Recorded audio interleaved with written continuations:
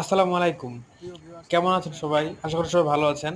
তো আজকে আমি ঘাস কাটতে এসে আমার ঘাসের জমির পাশে একটা পেয়ারা গাছ দেখলাম। তো পেয়ারা গাছের সময় মতো সার, কীটনাশক এবং যত্ন না করার কারণে পেয়ারাগুলো প্রচুর করুণ অবস্থা হয়ে গেছে। তো চলুন আপনাদের পেয়ারাগুলোকে একটু দেখাই।